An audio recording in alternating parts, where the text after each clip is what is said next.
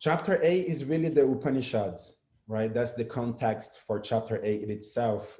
Krishna, even in the very beginning, when we were describing those 6 terminologies, which seemingly even Arjuna was confused about, because these were terminologies that came from pre-existing traditions that preceded Krishna and Arjuna's dialogue, which is the Bhagavad Gita.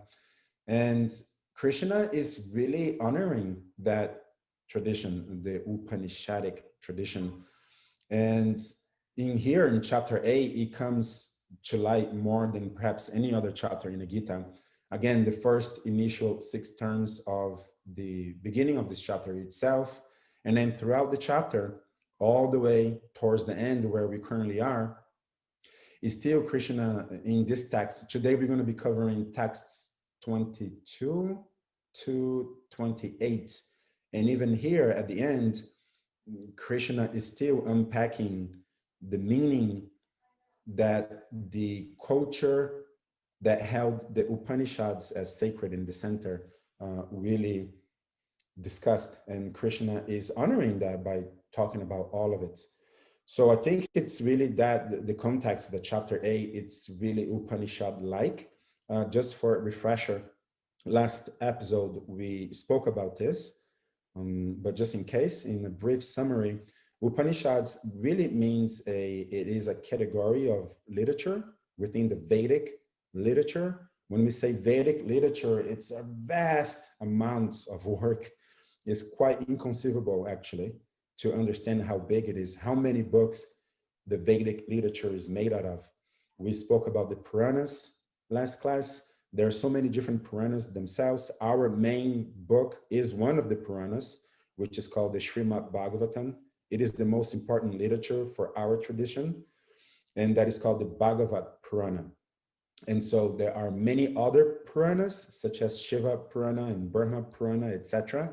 And each one of these Puranas are made out of many, many volumes. The Bhagavad Purana, which is the one we read, there are 12 volumes, but some of these volumes, we actually refer to them as cantos. So canto 1, canto 2, canto 3, etc., all the way up to 12. There are 12 cantos, but some of these cantos, there are many books. For example, canto number 10, the 10th canto, is actually 4 books. So it's 10.1, 10.2, 10.3, 10.4. And that is our Purana. There are many other Puranas, and all of them are that lengthy in terms of how many books comprises this one Purana. Then there are the original Vedas, there's 4 of them. Then there are these Upanishads that we're talking about. And then Samhitas, and there are many, many other categories of literatures within the body of the Vedic literature. The Upanishads literally means to sit close. And in this case, would it be just that the disciple is sitting close to the spiritual master, and they are engaging in questions and answers. They're quite esoteric by nature. So the contents of the Upanishads are of that nature: questions and answers, questions by disciples that are sitting close to the feet of their spiritual master, and the spiritual master enlightening their students by answering these esoteric questions. And those were recorded, and that's what the Upanishads are. And in chapter 8 of the Gita, given that in this case, Krishna is the spiritual master and Arjuna is literally sitting by Krishna's feet in his chariot, is quite appropriate. And Krishna really pays, he honors that Upanishad tradition and develop on those terms in this chapter. Wonderful. That's a nice, yeah, that was a really nice summary of the Upanishads too. Mm-hmm. Yeah, and Tukaram in his class last night even pointed out that the Gita's, how the Gita is set up like that, what you just mentioned about the question and answer, and that it's referred to sometimes as the Gita Upanishad. So yeah. I didn't know that either, so. Right. And something else that comes to mind as I heard you saying this, the culture, right? I'm referring myself to the culture, the pre-existing society which existed at the point that the Upanishads were very prominent. For example, nowadays, currently in the West, the Bible, the Quran, and the Torah are perhaps the most prominent books for religion. And back in those days, talking about thousands of years even before Krishna was on planet Earth 5,000 years ago. So thousands of years before that, what was the culture that existed and what were their books? Again, the Upanishads was a big part of that. And something I really appreciate that Tukaram does in our classes is to give us a taste of that culture and what that culture was like. And this will come up in the verses that we're going to be covering today. And getting an insight to that culture really allows us to appreciate more the contents of the Gita, because we see, for example, let me just give an example of how powerful this understanding would be. There are perhaps innumerable spiritual religious traditions throughout time since history has been recorded. And so many of them have come and passed and we're not even aware of them. I mean, we can go back as far as Egyptian traditions and Roman and Greek traditions and so on, and we are aware of those. They have been pretty well recorded, but the vast majority of them, they have vanished. People who followed those traditions no longer do. They are long gone, and that tradition was never kept, so we are not even aware of it. Hinduism, on the other hand, it is the oldest continuously practiced tradition that exists. And what that means is that the culture of thousands and thousands and hundreds of thousands of years ago, who was this culture, this very culture we're talking about, the culture of the Upanishads and the Puranas and so on, that culture that existed then, it still exists now. There are other traditions that are perhaps older than Hinduism, but they're no longer practiced and their literature are essentially vanished and there's no real continuity to it. But Hinduism is as old as the top three oldest traditions, spiritual traditions known to mankind, and it is still being practiced. So that is important because we can see why that happened, which is that Krishna, as he's talking to Arjuna, he's not changing the contents of the Upanishads. He's elaborating on it. In fact, he's mentioning them to honor it, to say, hey, this pre-existing tradition was good. There was truth to that. There was spiritual truth to the extent that Krishna is actually citing, he's quoting from the Upanishads. And in that sense, it gives a continuity to the tradition, as opposed to something like, dare I say, even Christianity, where Jesus Christ comes and what is born based on Jesus Christ's teachings is so categorically different than how Judaism was being done back in those days, that it becomes a whole different tradition, a different name. It becomes Christianity, is a different thing. So in that sense, these traditions, they are practiced for a while, but then some prophet, some empowered being comes and changes them, modifies them. And then what was there before, in time, slowly dies away, fades away. So in here, we can see that this culture that we were talking about has been kept because there was no need to change. The contents that were being taught way back then, thousands of years even before Krishna, was relevant to Krishna as he was talking to Arjuna. That's why he's quoting. And it is relevant right now. We're still talking about it in 2021. And so it's been given continuity. And I think there's two main points to that, right? Number one, it's still relevant today. So that in itself should be very viable. There's no need to change it. It was written, it was done so well. The truth is kept, it's preserved, and it is helping millions and billions of people to this day. So there's a lot of value there. So that's, that's really what Hinduism is so rich, and it just continues to be built upon, but never really changed. And so, yeah. Yeah, thanks for that history. Because I think that is very relevant. Tukaram Prabhu often says that just because something's old doesn't necessarily mean that it's good, such as like when slavery, well, that's been around for however many hundreds of years, and then we just recently abolished that within the last 100 years. And so the fact that it's the most continuously practiced religion is very relevant and interesting. And I think it does lend to the significance and the relatability and the usability that people have relied on for many years and generations.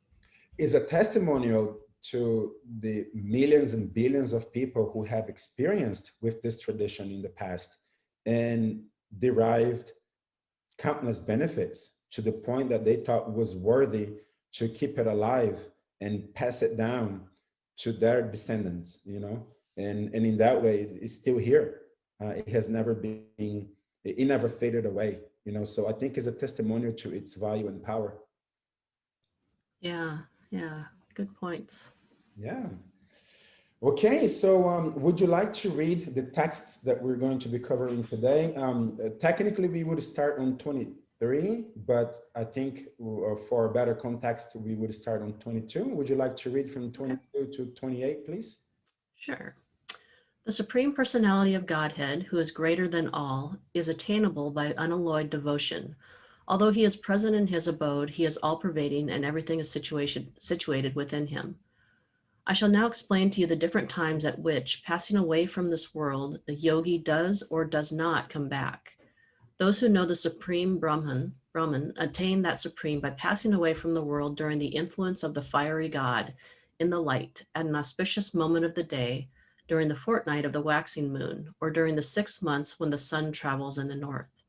The mystic who passes away from this world during the smoke, the night, the fortnight of the waning moon, or the 6 months when the sun passes to the south, reaches the moon planet, but again comes back.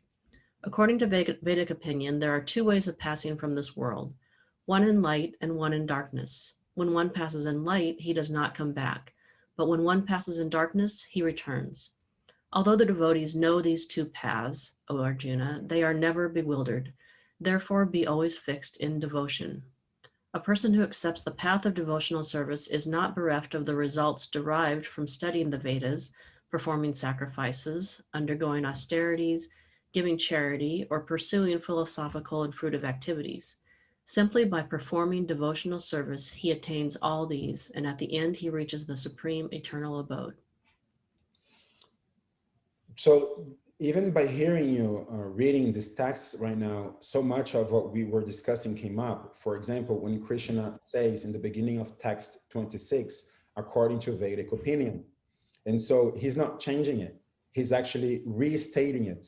So according to Vedic opinion, there are 2 ways of passing from this world. And so again, that's that continuity that we were talking about, right? And so maybe we can get right into it. Let's go back to 22, first of all.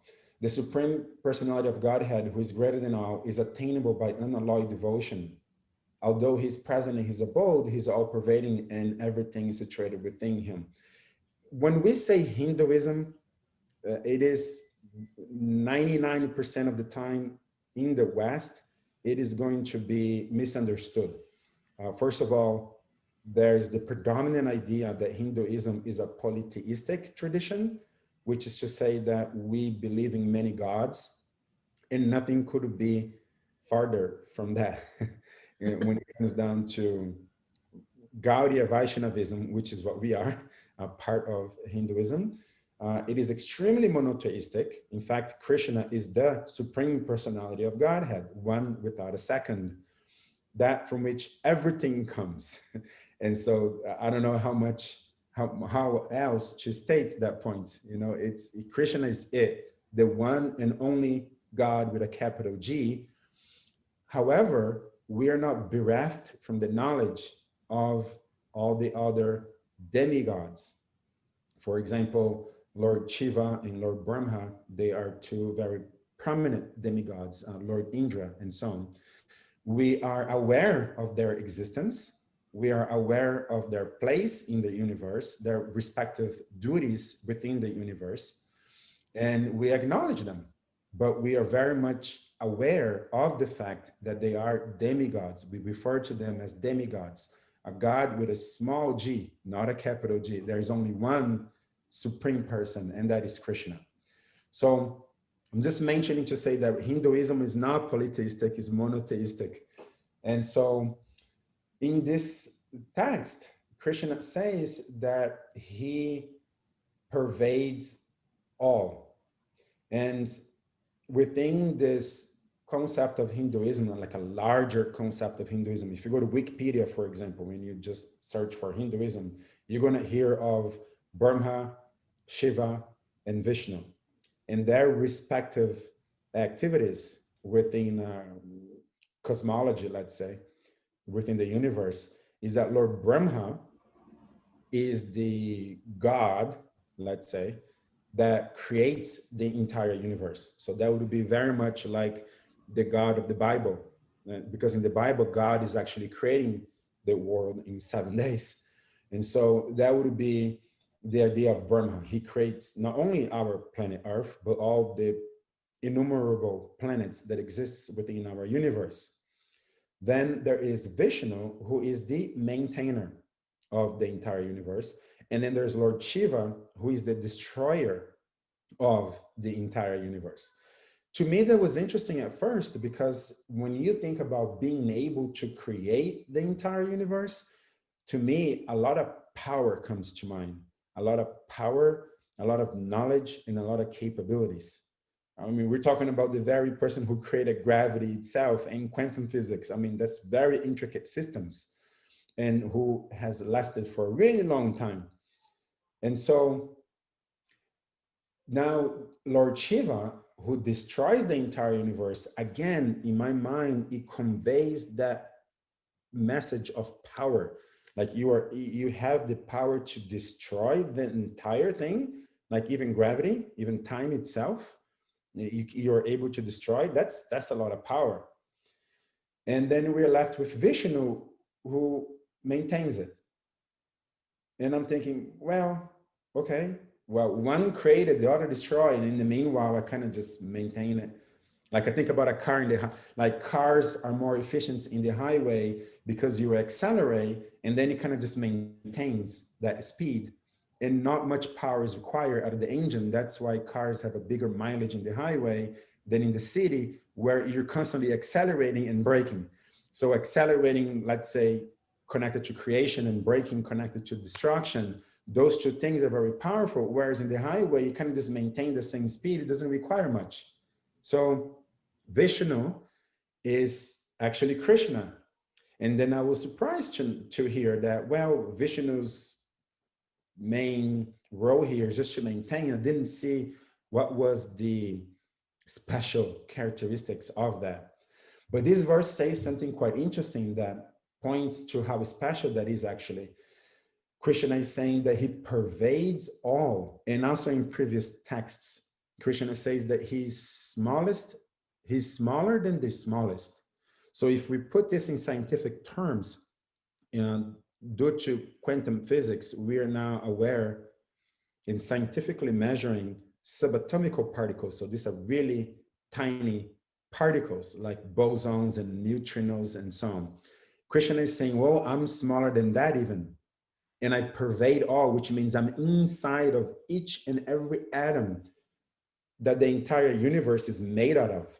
Well, that's different now, because first of all, if Brahma is creating the entire universe, even if he's doing atom by atom, guess what he's dependent on? He's dependent on Vishnu. Because if there wasn't Vishnu inside of each atom, how could Brahma even make the entire universe? And so Brahma makes the entire universe, but he doesn't pervade it all. Shiva can destroy the entire universe, but he does not pervade it all. Krishna not only is inside of each atom, inside of our hearts, but he pervades everything at once. His presence in his abode is what this text is saying. He's fully present in his abode, and yet he pervades all.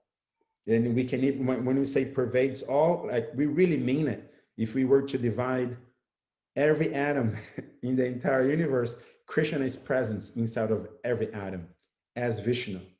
So then I'm like, now I understand how powerful Vishnu actually is. And then the idea of maintenance is actually really powerful because it's inside of each atom.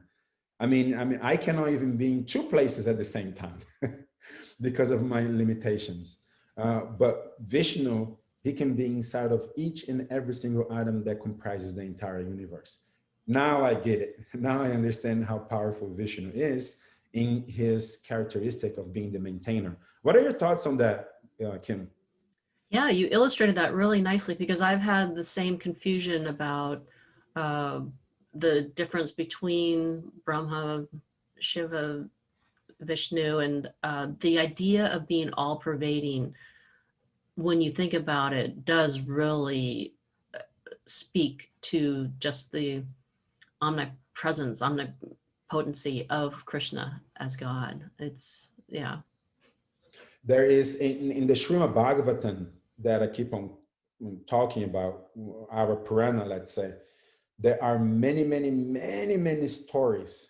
And some of these stories are fantastic, right, to our material mind. One of which is that Brahma, who creates the entire universe, commits an offense against Krishna. Because Krishna comes, he's in Vrindavan, he's playing around, and Brahma thinks that he's just a little boy that has a lot of powers, because in Vrindavan, Krishna as a little boy, he's doing all this mystic stuff. So then Brahma says, well, I need to go and check this person before this person creates disturbances on planet Earth. So Brahma comes and starts observing Krishna from a distance and sees Krishna playing with his boyfriends, cowherd boys. And Brahma decides to take them away and see how Krishna would react to that. And long story short, Brahma later on realizes that, well, actually this little boy isn't just a little boy, he's the supreme person. This is Krishna, this is Vishnu, this is my master, you know?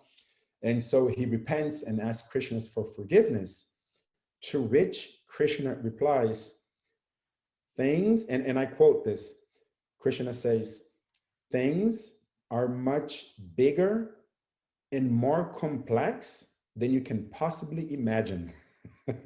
He tells Lord Brahma that.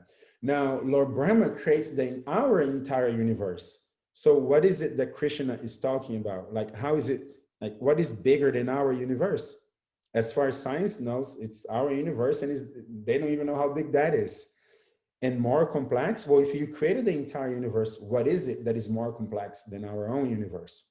Well, Krishna was pointing to the fact that there are innumerable universes, and our Brahma is the creator only of our own universe. But there are many, many, many more. And in fact, the other universes are much bigger than our own.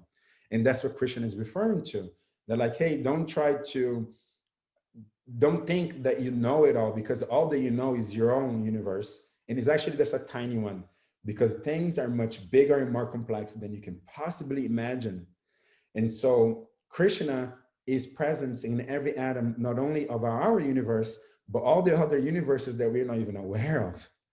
And that's the power of Vishnu, you know? And so the mind-blowing aspect of this text to me isn't this, we also consider Vishnu to be Krishna in the office, like Krishna handling business.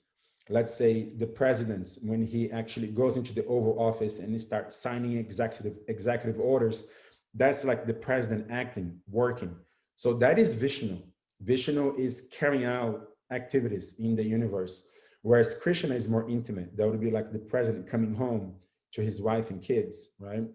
So Vishnu, as he is in the office and getting things done, that's his aspect, and he's so magnanimous, is just so big, it's like inconceivable. How can you be inside of each atom of not only our universe, but many, many other universes? And then he conveys this extraordinary power that is definitely inconceivable to our mind. But then this verse says that that supreme person who is greater than all and pervades everything is attainable by unalloyed devotion. So this extraordinary power that we can barely conceive of, we can conquer it. It is in our reach. Like if I want to go meet Barack Obama, I can't. I don't have that power. And he's definitely not as powerful as Krishna is. What to speak of approaching the supreme person? How can that be done? And who wouldn't want to do it? If you understand who Krishna is, you would naturally be attracted to him. But yes, here's devotion. Unalloyed devotion is even more powerful than that, because if you have it, you can conquer even Krishna. And to me, that's the punch of this text, because we are presented with this extraordinary power of Krishna being greater than all, pervades everything, and is situated in his own abode, and everything is within him. But all that is required from us to be able to fall in love with this being is our devotion. So to me, that's a highlight of this text. Yeah.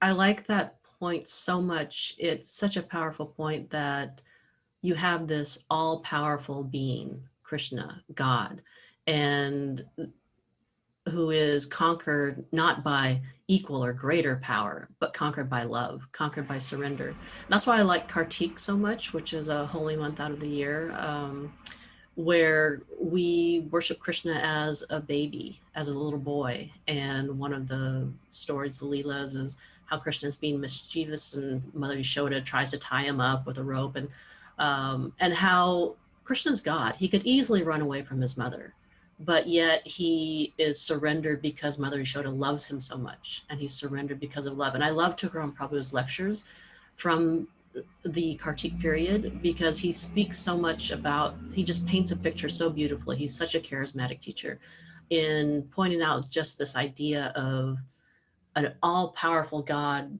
surrendering to love. And all of us are capable and have that potential of connecting to God just with that simple act. I would like to add to the story that you just mentioned, that Krishna is running away from Mother Yasoda, who eventually catches him and binds him with ropes. Krishna is actually trying to run away from her. He's not pretending. And she actually caught him. She actually was able to bind him. And Krishna was actually in fear. This is love, though, right? Not fear that, whoa, she's going to hurt me and so on.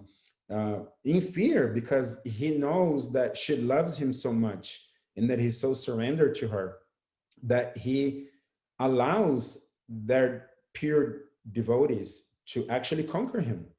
In fact, there's another story about Prabhupada, which I love, is that somebody was challenging Prabhupada, saying that, well, you guys have this spiritual process that you are introducing to us, and then you say that if you follow this, you can go to God's abode and you can live with God and you can be like God. That's like blasphemy, because in Christianity, there's the idea that Jesus Christ is something that you only look up to, but never to be equals with.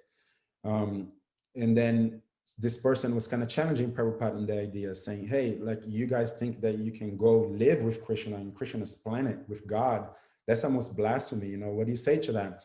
To which Prabhupada responds, why do you say equal to God? What we are proposing here makes you greater than God, makes you better than God. And that's the idea, that Krishna truly, not pretending, he truly surrenders himself to the devotee's pure love.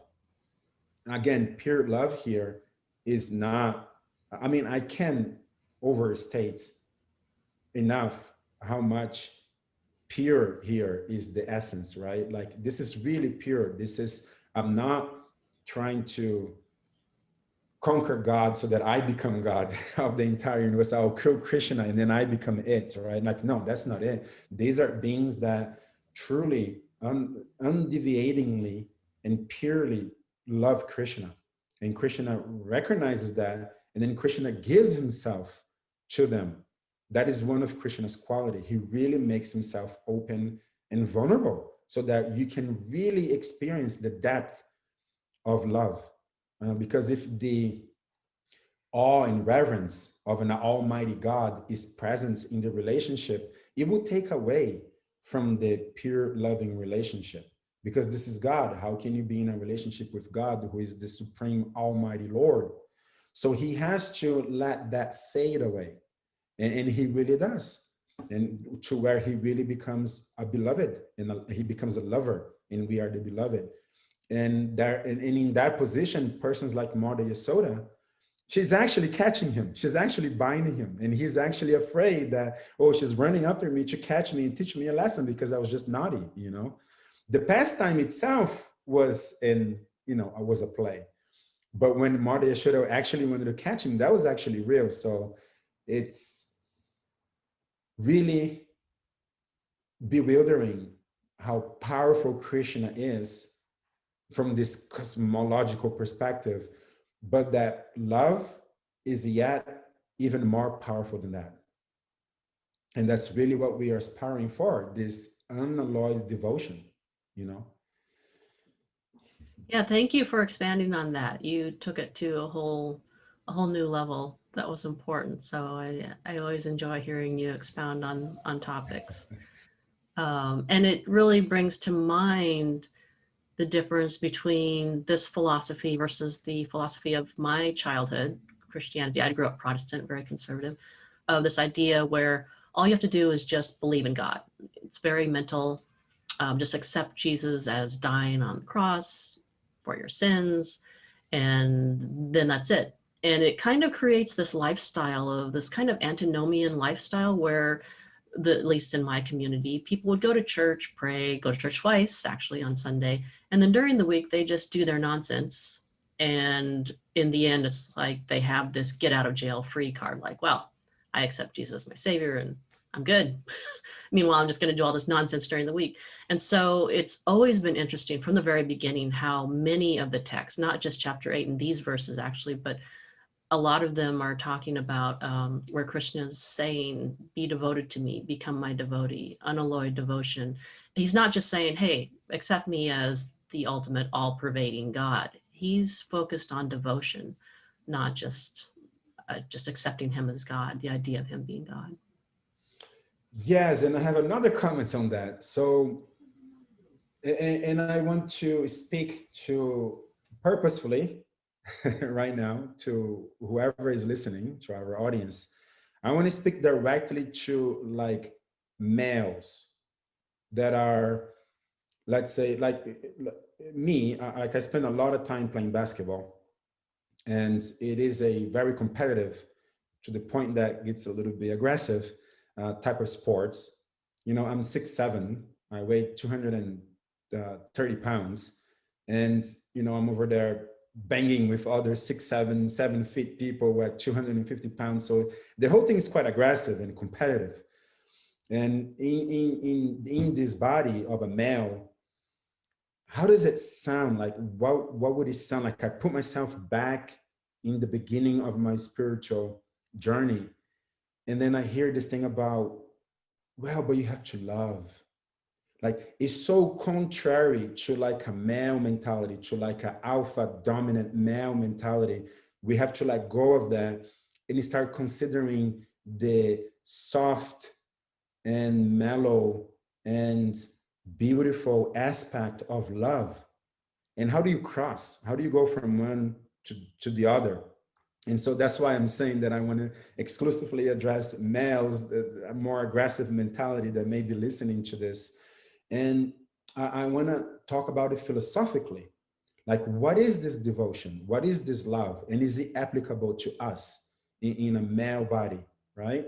Because females, you guys are so much more in tune with love. You guys are so much more connected to compassion and love. Your very nature is to be nursing and compassionate and so on. So it's so much easier for females to start appreciating this aspect of our theology of devotion and love. You want to fall in love with Krishna. But how will a man do that? How will like your average, which is myself, male, like today, is it today the Super Bowl, I guess, right? Yes, yes. So like if you go to the Super Bowl bar and you see all these men and they're drunk and they're yelling and they're loud, how do you go there and preach love?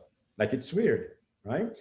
So I want to address that point. So philosophically speaking, let's consider, and again, and I'm tying to what you're saying, Kim. It was like a bigger introduction, but I'm tying to what you're saying about devotion being something that causes you to act rather than just believe. It's something that causes you to change your lifestyle based on your actions of your day-to-day life. How will devotion fit into that? And so if we were to analyze, even as a male, competitive and strong male, let's say, if we were to analyze the impetus of your actions, what causes you to act in the world, even, that there are forces. Some of them, one unfortunate one would be hate and anger. So if you are motivated by hate and anger, you're going to go very long distances to act and express that anger. Unfortunately, we see this shootings in school or fights everywhere and so on. This is motivation by anger and hate. Lust is another big motivation, not only for males, but females as well. And even Tukaram was actually, he brought this up in class, right? That when you are blinded by lust, you can commit so many offenses, even against your own family members, by neglecting them. Tukaram brought that up in class. When you first meet a partner and you are in that stage of everything is cloud nine, and you can start neglecting your other duties, even your family members and so on. So then you're blinded by lust. So that's a force. I would argue, however, that from a more noble perspective, a more pious perspective, the force that would allow a man to go extraordinary distances to achieve something, whether it is a career or a home or whatever it may be, or what would cause me to want to die for something. Like if I hate something, I want to destroy that something, but I would not die for it. It wouldn't be that powerful. If I'm lusty about something, I will do a lot of things to fulfill that lust, but I won't be willing to die for it. I can only conceive of one thing, one power, one impetus, one reason for why I would be willing to die for something. And that can only be love. That there's nothing else that would cause me to give my life for. Hate is not strong enough, neither is lust, neither is greed. But if you're talking about, would I die to protect my children or my wife or my gurus, my spiritual teachers? Yes. Like Tukaram would say, and I love when he says this, and he says it quite often, I would die 1,000 times over for the people that I love, but nothing else. And so if we want to consider love from this way, if you want to consider devotion from this perspective, it is applicable to anybody, even if you are in a male aggressive body, you can consider it from this perspective. Philosophically speaking, what is it that would cause you to die for something? It can only be love, and nothing else would do it. Hate itself is not strong enough. And so this devotion that we're talking about here that you just mentioned is categorically different than a blind faith. Oh, I just believe in Jesus Christ and he's my Lord and Savior, and I will partake in all the materialistic activities of my day-to-day life. But then at the end of my life, I'll be saved because Christ got my back. This is different. We're talking about a devotion here that I would literally die for, that my actions would speak much louder than my so-called belief in something that does not trigger me to change my life in any way. So this devotion here, this undeviated, this unalloyed devotion is something extremely strong. It's something very powerful. It's something as powerful. I can see Shaquille O'Neal, 7 feet, 300 plus pounds. If he's in love with something, his children, like any father, any healthy father, any healthy psychologically healthy father who would see their children in danger, you would certainly jump in front of a bullet to protect your child. What is that? Even if you are in a Shaquille O'Neal's body, that is love. That is devotion. And that's what we are speaking about here. When you enter into that realm of devotion and love, that is the most powerful force that exists in the universe. So much that will conquer even God. And that's, to me, the essence of this text 22. It's love is power, very powerful. It's the most powerful force there is. And again, to your point, it takes you away from the passenger seat of faith and puts you directly in the driver's seat of devotion. And that means your actions and the things you do. And like even we spoke in the previous verses of this very chapter that Krishna said, whatever you spend your entire life doing, that thing is what you're going to think about at the time of death. Well, you love that. You spend your entire life doing this thing. You love that thing. And even when you're dying, you're going to still be thinking about that thing. And so if you spend your entire life thinking about Krishna and acting for Krishna in devotional service for Krishna, even death is not going to take the thoughts of Krishna away from you. You're still going to be thinking about Krishna, your lover, at the time of death. So what can be more powerful than love? What can be more powerful than this action-based devotion rather than passenger seat belief? Yeah, so beautifully put. I really appreciated you taking it from the perspective of a male, where, yeah, at least in our society, you're not conditioned from birth to be more nurturing and compassionate and having that sort of mindset. So that was very enlightening to hear that perspective, and a very powerful point, really effective. And I like the aspect of, it's so inherent in you to take a bullet for your children. It's not like it takes you years to get up the courage, like, okay, if this situation comes up, I need to, it's just like natural. It's a no-brainer, like a knee-jerk reaction. So that's what I look up to in my elders and devotees who are in love with Krishna, is it's so natural. It's not something they need to work on constantly about how, I need to do this and this, and then I will love it. It's just, it's a natural process that just grows with time and with devotion, with worship, and it becomes very inherent to then want to nurture your relationship with Krishna, want to serve Krishna, do things for Krishna, because that's what happens when you have a loving relationship, is you end up wanting to do things for them, wanting to think of ways to please them. And it's very rewarding in that way. Yes, absolutely. Yeah, what compels you to act, right? It can only be love. Certain things, certain extreme things that you can conceive of, it can only be love that would compel you to act in such extreme ways as to, taking a bullet for somebody else. You're only going to do that if you love them. And yeah, and again, from a male's perspective, you can, you could, I guess, some men may be able to, but not me anyways. I'm not that, like, for example, kirtan, like there's so many melodious kirtans, what we were talking about. Hare Krishna, Hare Krishna. And there's that mellow aspect to it, man.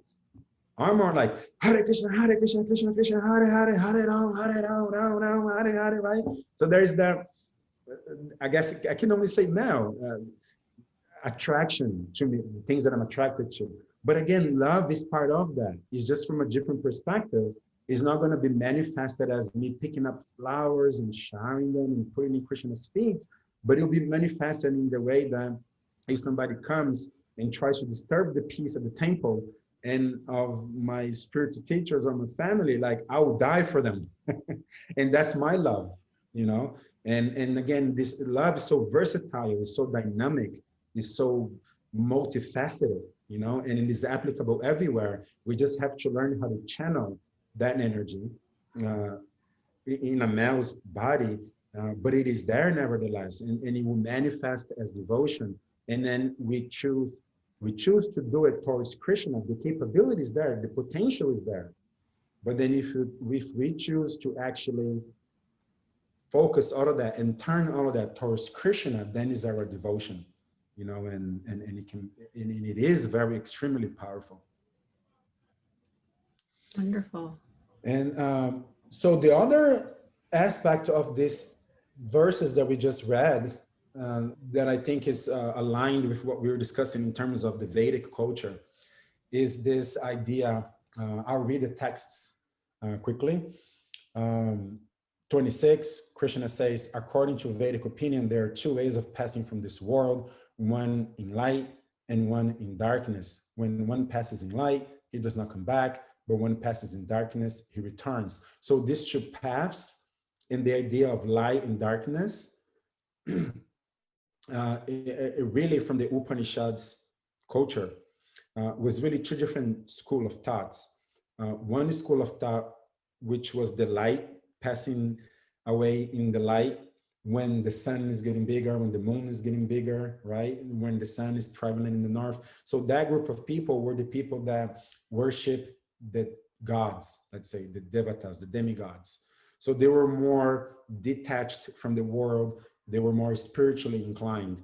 The other people, which is usually associated in that culture, usually associated with those that would pass from this world when the sun is in the south, when the moon is getting smaller or in darkness, that they would reach the moon planet, but that they would come back. These people from that culture were people that worshipped their forefathers. And so many traditions that emphasizes the worship of the forefathers still exists. But certainly existed back then as well. So those are these two different people, and that's what Krishna is two different groups of people, and this is what Krishna is talking about here: returning or not returning. And one point I thought was interesting that Tukaram made is that when we listen about worshiping your forefathers, it's quite materialistic because it's your body. Your forefathers are, let's say, your father, your mother, your grandfather, your grandmother, and so on, and then your children. These are all bodily relations. And now, when we consider ourselves, when we realize ourselves to be spiritual, eternal beings, and especially with the context of this very chapter we were discussing earlier, that Brahma lives 13 trillion years, and then we are taking so many different incarnations in a span of time that lasts for 13 trillion years. Can we imagine how many times you have taken a different body and the relationships you had with those bodily relations back in this 13 trillion years period of time? When you consider that, then what really is the meaning of your present body relationships and of your forefathers as well? So how materialistic would it be, or how non-spiritual would it be for you to focus on your forefathers? Okay, even if you are able to know 10 generations before you, which is a lot, most people in our society currently would not know, but still, that is nothing compared to 13 trillion years and how many births you have taken. And how about those forefathers? You can't even conceive of them anymore. So it's very myopic and it's quite meaningless. So Krishna is very much, as was the Upanishads, very much criticizing that path of worshiping your forefathers. And certainly we are now more, at least encouraged to focus on the other path, because you're not being the light and you want to focus on something that is spiritual, so that when you pass away from this world, you never come back. But the interesting point here is that Krishna says to Arjuna that the devotees, they know these two paths. So, but they're not bewildered, right? So Krishna says on 27, although the devotees knows these two paths, they are not bewildered. They are always fixed in devotion. There's an unstated premise here that there are these two paths, but that there is yet another path, and the path of devotion. And that the path of devotion, if you put it in a hierarchy, would therefore be even higher than those that are passing away from this world in the light, and that they will never come back. Well, that's quite interesting, right? Because if you're focused on the forefathers, you're a pious person, but you come back. So that's not as good as you never coming back here. Now, if you're focusing on the demigods and you're focusing on Brahman, and then you pass from this world, you go to the light and you never come back. So there's a sense in which you attain the actual desirable results. So that would be better. But better yet is devotion, because Krishna is saying, you're not even bewildered by either of these two paths, but you remain focused on devotion to me. So the unstated premise here is that there's a third path, and the path of devotion is even higher than those that actually attain liberation.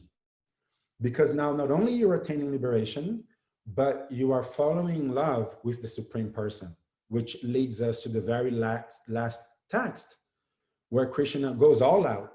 He says, a person who accepts the path of devotion, which again is different than either of the two paths of darkness and light, is not bereft of the results derived from studying the Vedas. So that's one path itself. You study the Vedas, you dedicate yourself to studying the Vedas your whole life. You're more like a Jnani yogi, and you're going to attain liberation. Performing sacrifices, well, that's like, there's a yoga where the entire path of spirituality is about performing sacrifices. So that is a complete path in itself. Undergoing austerities is also a path. Giving charity, Krishna says, even the enlightened beings, self-realized beings, should never stop giving charities. That's the power of giving charity. Pursuing philosophical and fruitive activities. Again, that's karma yoga and Jnana yoga. Again, philosophical being Jnana yoga and fruitive activities being karma yoga. So Krishna highlighted all of this and the two previous paths that we just talked about, those that goes leave this planet in darkness or light, right? So you put all of that together, Krishna then still says, but simply by performing devotional service, that person will attain all of these.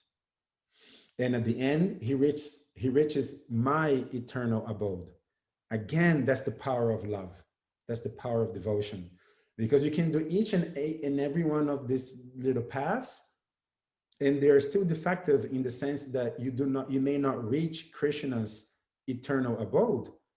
There are many spiritual planets. There are many material planets. So why wouldn't there be many spiritual planets?